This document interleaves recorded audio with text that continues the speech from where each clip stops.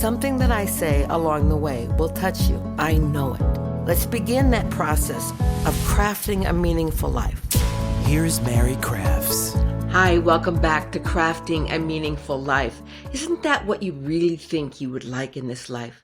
After all is said and done, when you're at the end of all things, wouldn't that be the best goal ever, to say, I crafted a meaningful life? All 87 years meant something. Or maybe all 38 years. Or at whatever point it is that we move from this existence to another, that you can sit and rest assured that you were focused on crafting a meaningful life, and you left no stone unturned to make your life and the life of others a better place. That's what I decided I wanted to be about. And that's why I come to you every single week. This is episode 276. 276 weeks I've been coming every single week because I want us to do this together. I show you how I'm doing it. We're learning from other people how they're doing it. And that's what we are doing. So that's to that end. Today I'm going to talk about something a little bit different, but what isn't different on my show? I mean, for crying out loud, I've talked about everything there is, but I know there's more things yet to come. But when I retired 5 years ago, I wondered if I would become kind of irrelevant. I'd had my run, my career. I'd hired a lot of people. I'd talked at a lot of places. I'd, raised my family. I haven't raised yet, but raising all my grandchildren is loving them. And was there anything left for me to contribute? And as I thought about the next 40 years of my life, I wanted to make it as valuable and important, and maybe even more important, than the 40 years I'd lived before that. And I thought, well, I could just be one of those retirees that maybe moves to St. George for the winter, learns how to play golf, and let go of all my life and just bask in my legacy of what had already happened. But if I had learned anything from climbing Kilimanjaro, it was this.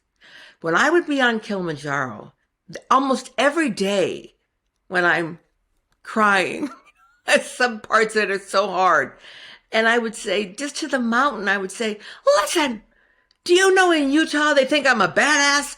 In Utah, I've accomplished a lot of stuff, and this doesn't have to be this hard for me.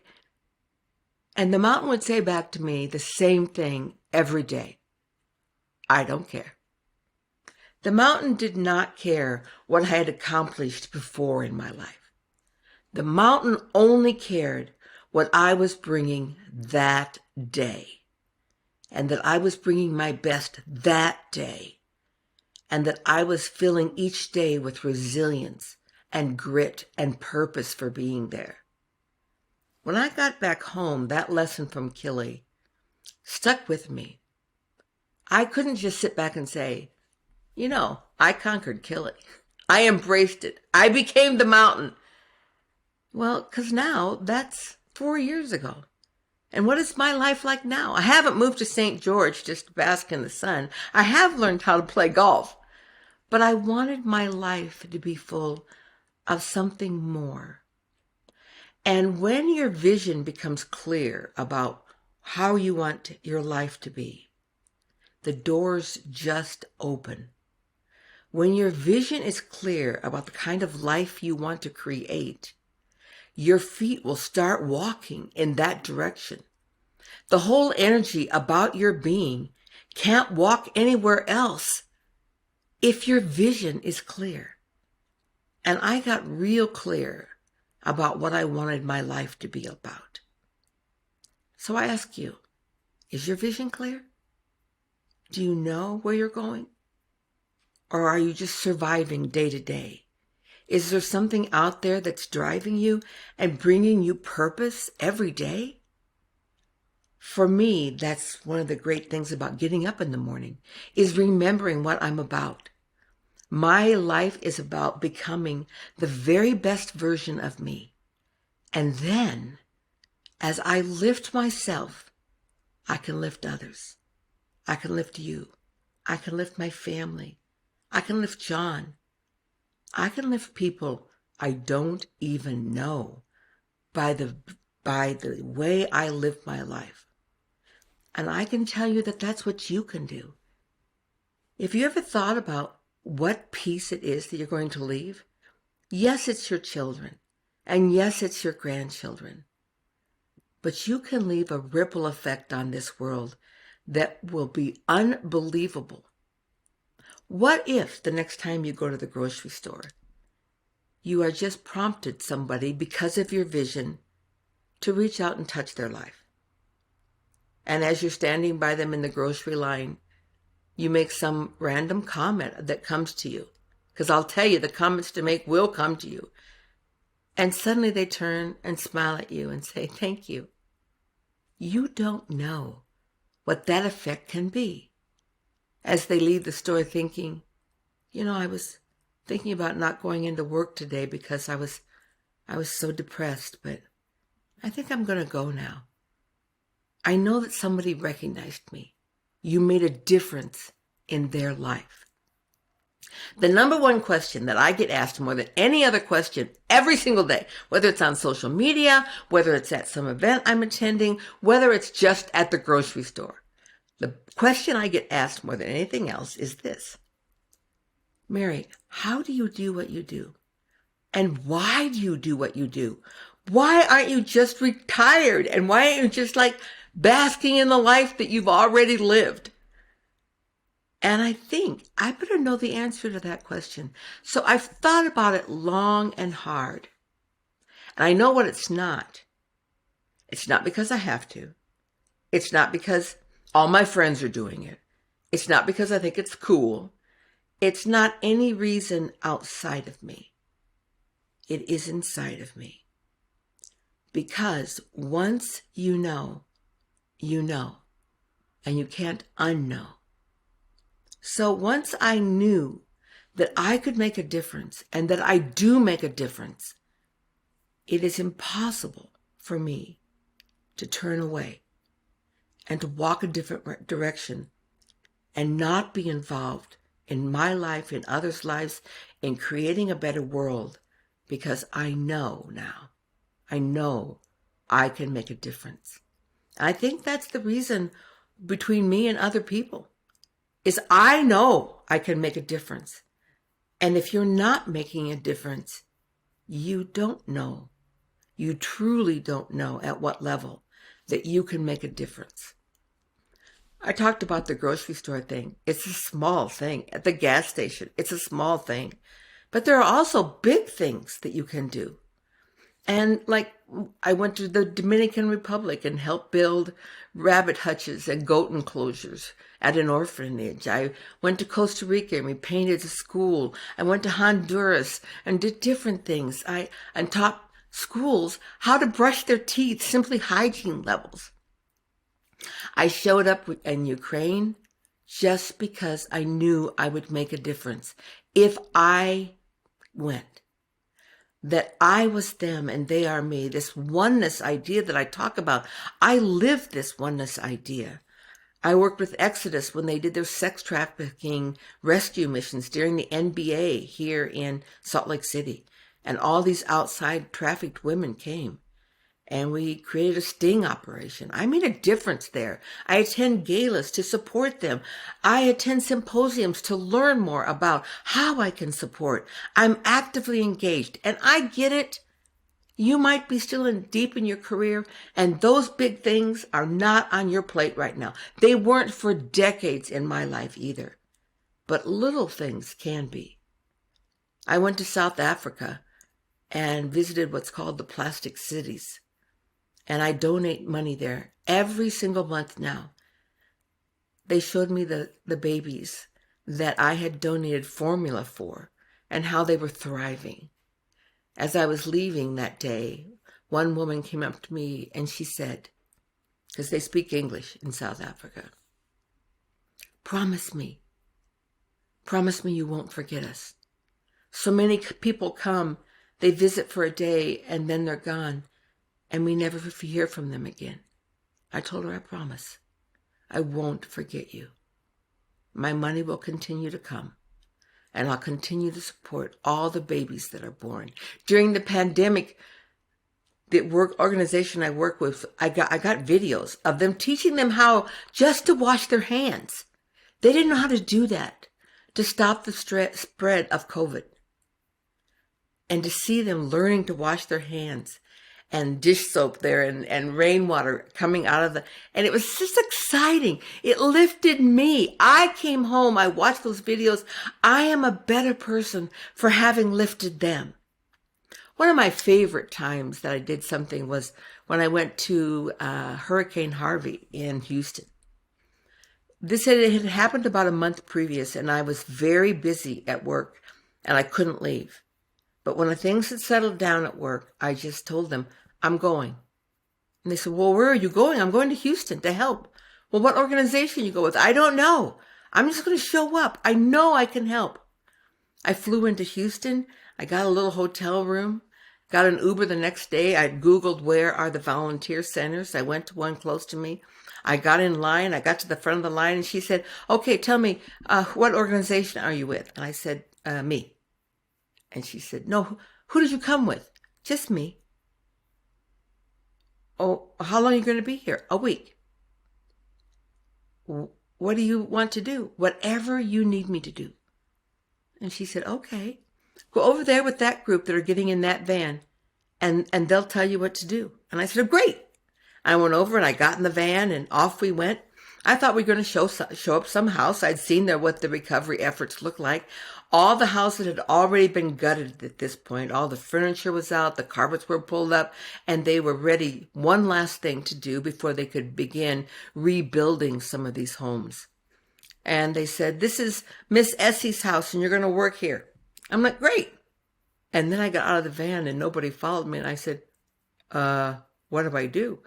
And from the back, they were unloading my carpenter's stool that was a flat thing that unloaded with legs. So I could step up and get to the top of rooms, and a crowbar, a hammer, and a sledgehammer. And I said, well, what do I do? They said, you take off the sheetrock. That's the last step. Okay. And as they drove away, I thought to myself, I don't know how to do that. I've never done that, but I knew that I could. It just took a little trial and error, and I'd figure it out. And so I started in one room, got it all off, gathered it up, took it out to the street where they'd come by later and pick it all up, moved on to the next room. Took me a week to get through her house. The end of the first day, Miss Essie showed up in her wheelchair, and she had someone bring her there to her home every day. Miss Essie watched while I worked, and we began to talk. I began to really love Miss Essie, and I would think how hard it would be to be in your 80s and to lose your home and all your possessions. She had her cell phone. I had mine. At the end of the week, I went to Miss Essie and I said, Miss Essie, what's the one thing you'd like as you move back into your home? What would really help you? And I'm thinking she's going to tell me a TV. I'd like to have my TV back, because when you're 80 and you don't have a lot of community around you, TV is great. Keeps you company. And she said to me, I want my table back. I said, your table? And she said, you see that table over there? I was like, yes. She said, they threw it in the street. They were going to get rid of it, but I had my friends bring it back into the yard because I don't want to get rid of that table. I sat at that table with my grandma when I was a little girl. I need to sit at it again. It'll make everything right. I looked at this table and it was a wreck. It was like in two pieces. A couple of the legs were off. It was all water damaged. And I thought, you sure you don't want a TV? So easy to buy and have shipped to her house. And she said, no, just my table. So when I got back home, I found a furniture restoration people in Houston who came and picked it up, restored it, and when she moved back into her home, took it back to her. I made a difference. And I learned that day that resilience and persistence and an open heart with love gave me the ability to drop a pebble in and have a ripple effect. I made a difference in the life of Miss Efsey. I may not have made the difference in the lives of everyone in the pathway of Hurricane Harvey, but I made a difference in the life of one. And that is the invitation that I give to you, to come to realize that you can make a difference. You may be only one, but one is enough to make a difference, to help others be the best version of themselves. And while you're doing that, you get to leave a legacy. You get to discover all that you can be in this life. Last week I will mark as one of the most significant weeks in my life that truly created in me a realization of just what I can do. So last Tuesday night, I went to something called holotropic breathwork. And maybe some of you are familiar with that, and some of you might not be. Breathwork is a process that people use to get more in tune with their entire body and their thoughts and their brain without the use of drugs. And so this breathwork was pretty amazing. I'd never done anything like it. When I walked into the room, here was this absolutely beautiful room with murals painted all over it, and the floor was covered in mats and things for bolsters for under your knees and pillows and blankets. And it truly looked like you just wanted to go into the space and just be there. And what that does is that you apply oxygen to every one of the cells in your body, more than it's normally used to, or maybe for some, more than they've ever done before. So just imagine that your whole body is fully oxygenated by expanding your diaphragm and exhaling it all and filling it in again and doing that for 30 minutes. So 10% of our brain that we normally use is suddenly like, there's more oxygen. We can access this other huge part, 90% we never use. Oh boy, do I have things to show you and tell you. What? You don't even know what's inside of you. And to be there in that space, listening to that music and breathing and allowing my body to teach me, took me to a whole different place. It allowed me to understand things that came before that I had experienced. It allowed me to see where I am right now. And then, of course, the best part is when it allows you to see all that is inside of me that is yet to come. And you've heard me talk about before of the vision that I've had of the difference between stepping up to something and stepping in. The difference between leaning in and just looking around or stepping in and allowing it to fully envelop you and embrace you with whatever you're stepping into. Do it fully. When I was in this breathwork, I was stepped in fully, and I began to see what was next for me, and that there was even more than I had imagined yet of the things that were going to happen in my life, the pieces that I was going to be a part of. And my vision expanded again. So I just knew that something was coming, and I was waiting for it. And more importantly, I was ready. So the next day was Wednesday. My good friend Kristen Anders was hosting a summit called Building Bridges. And she brought together all these nonprofit groups and all the foundations that normally give to nonprofit groups. Each piece got to say what they needed to fulfill their mission, whether you were on the giving end or the receiving end. And all the time I'm asking myself this question: how can I help here? Where do I step in? I already knew the why, but how and where?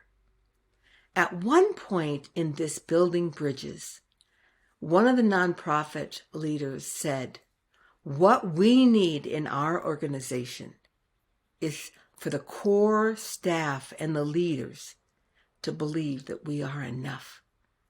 I know that sounds funny as we're leading a nonprofit to change the world, but sometimes we play small rather than huge. Sometimes we don't feel like we're enough to do this task that's set in front of us, and that's what we need. And I'm like, oh my gosh, that's where I can step in. That's where and how I'm going to serve. I know that path. I know the path of living in fear of not being enough to the being in love and how to step into all that you are, to unbound yourself, to live fearless, to step in and see the dream and the vision of all that's inside of you. I got that piece. That's how I can help. And I began to think about giving each one of these organizations, my time, my books, my ability to share with them how they can be all that they are and how they can be enough to step in to fulfill this. Suddenly, the night before made total sense to me. There is more to my vision. And I stop and ask, what else is there to yours? There is more. There is more. But are you ready to step in? Are you looking for what's next? Or in fear, do you say, hey, I got this life pretty well handled. I don't want to step into more, okay? I know how to handle this life, and just keep your more to yourself. Thank you very much. Okay. But the fulfillment of all of you lies there. And that's a direction I would love for all of us to discover. Continued on the day, she began to talk about the movie Uncharitable that is coming out. And I know that I talked to you about this movie before, that I saw this movie and it changed my life and how I saw the nonprofit and the world of charity and philanthropy work. And rather than giving the least of what I can give, what's the most that we all can give? And what if we got the smartest brains solving the world's biggest problems? Instead of just the people that could barely etch through their life, we're giving you a little bit and we want you to create miracles over here. What if we had put Steve Jobs on the job of making sure there was no more hunger? Would we have solved that problem by now? I believe we would have. So let's no longer just stay with the status quo. Let's look into the next step. I was so enamored by this film, I made a post about it. The guy, Dan Paletta, who actually the film is about, saw my post because I tagged him. Whoever thinks a famous person is going to look at their little post, but he did. And he sent it around the world, and it went virtual. And suddenly I was asked to be on their advisory board. And I meet now twice a month with them, helping them share my vision of how we move that vision forward. And I'm going to go to the screening in New York. I'm going to be there to say my piece about how we change the world. Now, it just might be that your piece is different than mine. In fact, I know it's different than mine. But it's there nonetheless. Please don't play small. Please don't just keep using that 10% of your brain that is giving you this much vision of who you are and what you are going to accomplish in this life. Let's use 90% of it and get into that space that allows us to see what's next for us, allows us to see all we are, unbounded, fearless. That's the reason I'm doing this podcast today, because I believe you can change lives and this planet just the way I can. The next day was Thursday, and I went to the Maloof Foundation VIP dinner where they introduced us to what was going to be happening the next day at a symposium I was attending. At the dinner, I got to meet John Walsh, who in my era started the movie show America's Most Wanted. His 3-year-old son had been adopted and killed. I remember that my oldest son was the same age at the time. And it put the fear in me of all these people out there whose hurt was so much that they didn't know how else to act out but in pain and torment and brutality. I remember when John Walsh went on TV on his interview and was screaming, "They cut his head off." I was wanting even then, I must help. I must change this world. How can I stop this? At the time, I was caught up in doing my own career, making enough living to etch by a living for my family and myself and my husband. And I couldn't do what I could do now. So it may not be your time, but it's never too early to start dreaming of what is your piece in the world. I got to talk with Elizabeth Smart. The Maloof Foundation purchased the Elizabeth Smart Foundation, and they are one now. And I began to see what the next day was about, and it began to set the stage for me. So the next day, knowing that I was walking into this symposium, I knew I had to steel myself, because what I was going to hear and witness and experience was going to be really tough for me. A lot of people have compassion, and they can see that, and they can have a lot of hurt when they hear hurt. But I'm an empath.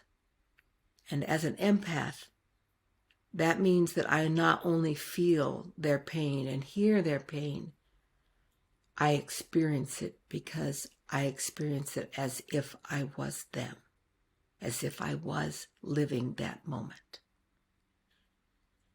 When John and I first started seeing each other, and we'd go to movies, where there's shoot 'em up and that kind of thing, and blood and that kind of thing, every time someone was shot, I would go, and he'd be like, "Are you okay? You look like you're being shot yourself." And I go, "It hurts like that."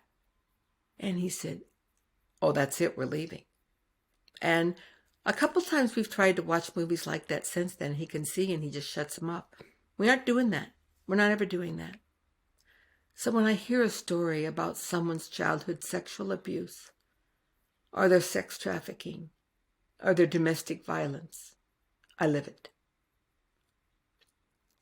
The first piece of the day we heard from Susan Madsen, who's one of my personal heroes. She's kind of a world-renowned expert on lifting women and about equal pay and equal rights.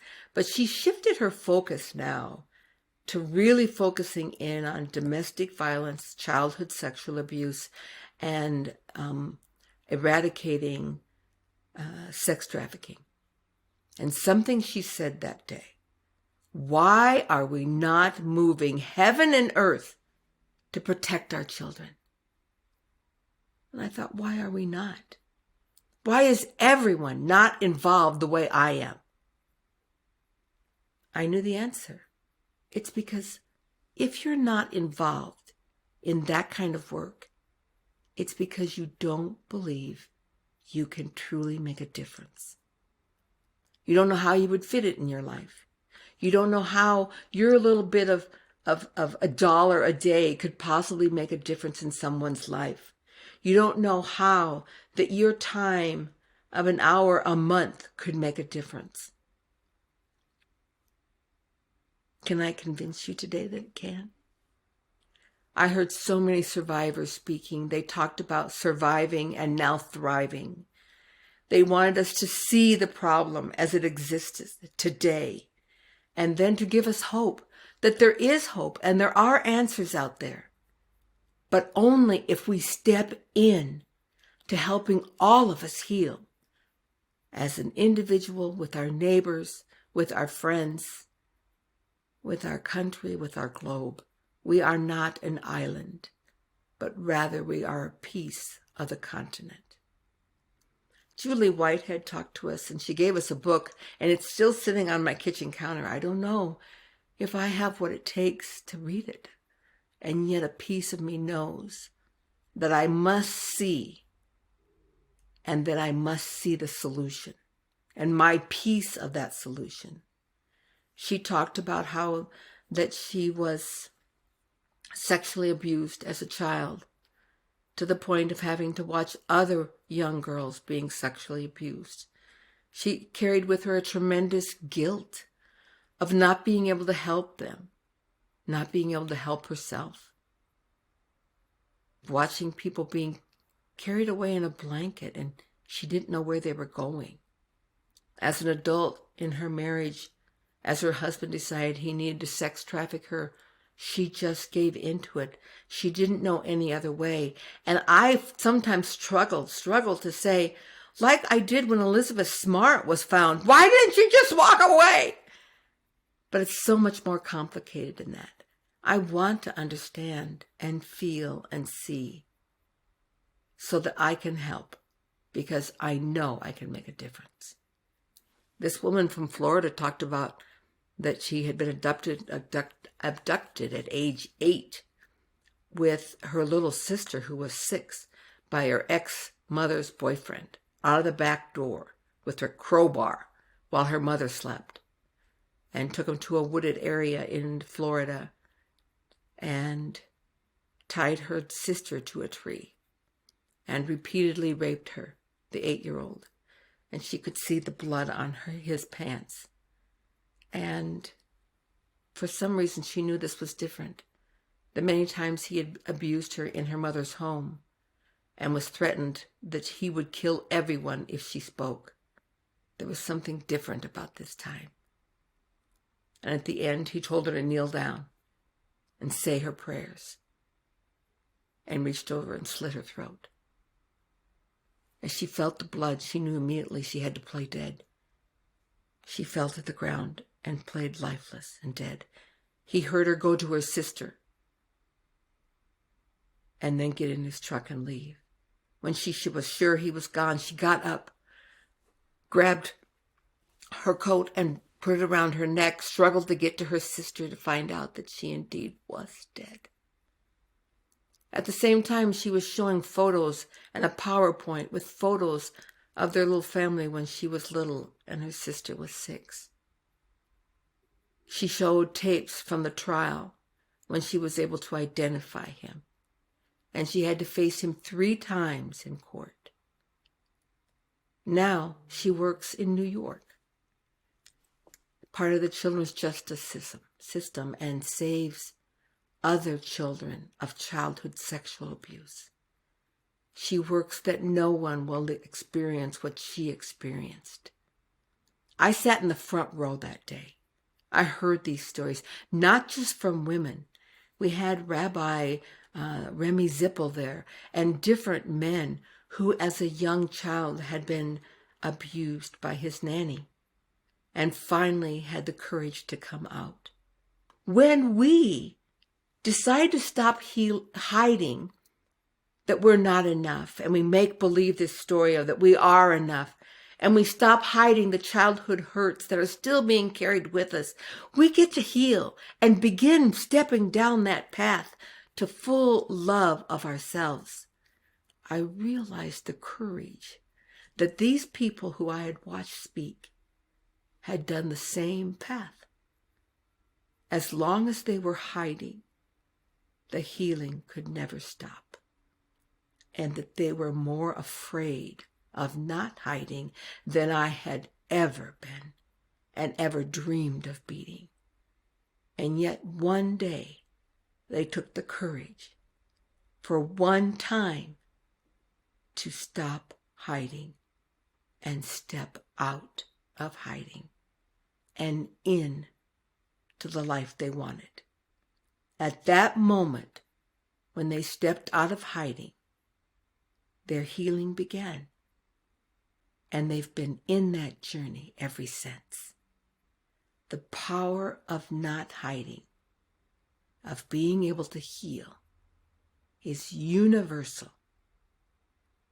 It applied only to what I thought was a small piece, but now I see the vision. And I get to take that message to people who are still stuck in domestic violence, in childhood sexual abuse, in sex trafficking, of to come with me for one day. Just stop hiding and step out. It's another part that I can do.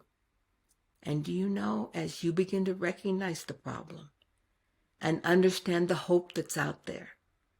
It's a peace that you can offer. You can start seeing what you've not seen before. It's a lot to take a hold of. I've asked you to step into so many things that are about you. Loving yourself, self-care, so many different pieces. This time I'm asking you to love yourself enough to allow you to reach into bigger problems and love others. Because you can make a difference. I know it. The following day, I spoke with Susan Madsen, and I signed up to be part of her new movement, A Bolder Way Forward. I'm a part of 24 different nonprofits in healing things from helping the LGBTQ community in its circle, to helping Exodus with the sex trafficking, Supriya with the childhood sex abuse, Malou Foundation with all those things, with Bridle Up Hope and enveloping our teenagers to believe that they are enough. Tonight, I'm going to speak there. I want teenagers to know what I had to wait till I was over 50 to find out. I want to tell them what I would tell my 15-year-old self now, today. I helped Lavanya Mahate do her culinary institute called Rise, where she is going to be teaching refugees who are coming here, who don't want to be on the dole, who want to have education. She's going to be teaching kitchen skills so they can get out and get a job in restaurants, in catering business, all sorts of things. All of these opportunities are out there waiting for us. And you don't have to step in big. You can step in just little. If you don't know the way, reach out to me, either on my social media or on my website. I will help you find the small way. And don't be afraid of saying, I can't serve the way Mary serves right now. I just kind of have to serve small. That's where I started, was small. I didn't start here. I started small. You can ask the United Way around the world, what could I do to help in a small way? And the United Way always has places. That's where I started. I started in the Baby Your Baby program, teaching young mothers how to care for their babies. I was a young mother myself, but at least I knew how to lay my baby down in a crib. I knew how to make homemade rattles. I knew how to do all sorts of things like pumping breast milk. And I could help them in small ways. I want us to think big. I know you dream big. Do you know how I know you dream big? Because you're watching this podcast. Only people who dream big and know that there's something else outside of themselves watch this podcast. People who play small and just doubt themselves the whole way and have never dreamed bigger, they don't watch this. Not at all. But you do, because you know that there's something else for you. And this could be a path forward. Just today, will you touch someone? Either at the grocery store and randomly commenting on someone that you don't know. I never worried if I'm going to be rejected. If I see someone at the grocery store and I go, oh, I've loved that food. Have you had that before? I love that. Or I'll say something in their cart like, hey, I've never tried that. Is that any good? And they'll just want to tell me, oh, yeah, they love it. Or maybe I'm at the checkout counter and I just see someone. I smile at them. Hey, how are you doing? I hope you have a great day. Who knows what that little piece, that little small piece, the drop of the stone, the pebble in the ripple of life may help. Someone who was thinking that they didn't have the strength to even go to work, who were contemplating suicide, that your smile might change their life. That's what we're doing here, you know. We're changing lives. First ours, and then others. I invite you to come with me as we craft that meaningful life starting today. Namaste. Listen to the full podcast today and subscribe on iTunes, Stitcher, Google Play, and more. Crafting a Meaningful Life with Mary Crafts.